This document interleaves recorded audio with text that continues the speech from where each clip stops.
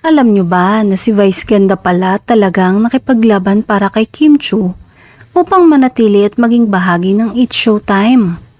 Ayon sa source, si Vice ang nagpasok kay Kim Chiu sa It's Showtime pero ayaw ng dating direktor na si Bobet Vidanes.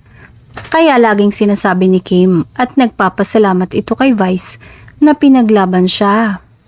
Ibig sabihin, bahagi si Vice ng creative decision para isali si Kim bilang host sa programa. Kahit hindi pabor noon ng isang direktor. Marami pang nakasaksi na may malaking papel si Vice bilang creative head ng show para sa mga bagong segments at mga host tulad ni Kim.